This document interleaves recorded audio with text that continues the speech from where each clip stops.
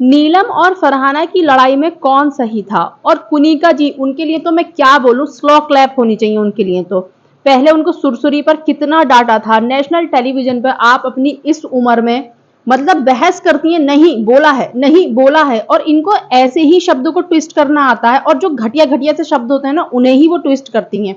नीलम की लड़ाई नहीं थी बिल्कुल भी। फरहाना और जो कुनिका जी हैं, उनका एक हल्का सा आर्ग्यूमेंट बोलूंगी मैं, इतना आर्ग्यूमेंट भी नहीं था।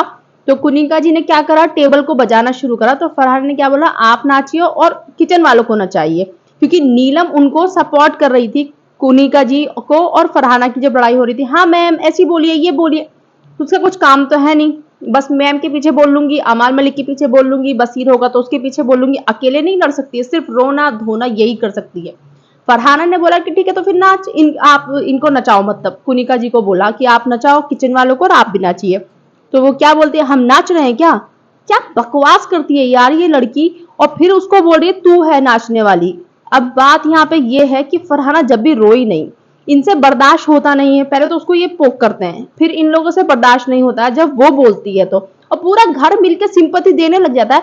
बेवकूफ लोग हैं क्या, कहाँ से आए हैं ये? हर एक कंटेस्टेंट मैंने देखे हैं, हर एक सीजन में उनको समझ में आ जाता है एक टाइम पे एक इंसान का नेचर।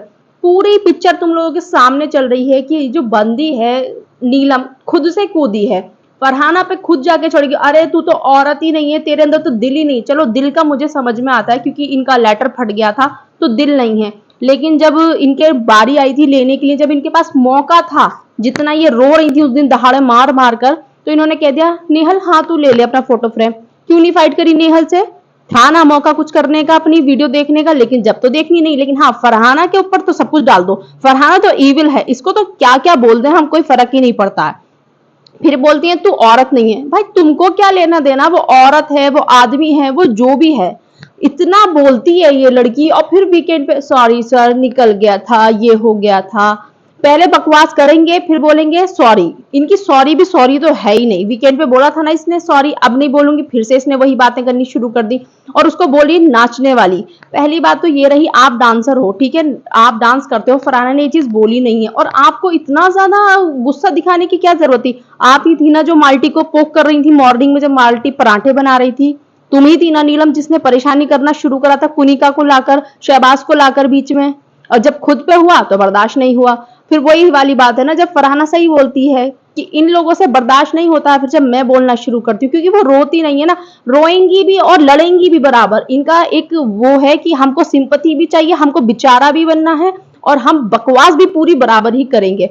भाई नीलम ना अब इसका हो गया है, नेक्स्ट नॉमिनेशन देख लेना, अगर ये आती है तो ये घर से गायब होगी। क्योंकि क्या बोल रही है, तुझे तो घर की फिक्र ही नहीं है, तुझे तो घर की, वो वहां घर चलाने आई है, वो गेम शो है नीलम, तुम भूल गई हो शायद से। उसे बहुत अच्छे से पता है कि मैं गेम शो में हूँ और मैं क्या कर रही हूँ, तुम बस खाने पकाने में ही रह जाना, तुम खाना पकाना, रोटी बनाना, ये बनाना। भाई यही है क्या, यही करने आई थी क्या तुम बस घर में? मानती हूं मैं कि बहुत लोग हर बार कोई ना कोई आकर बनाता है।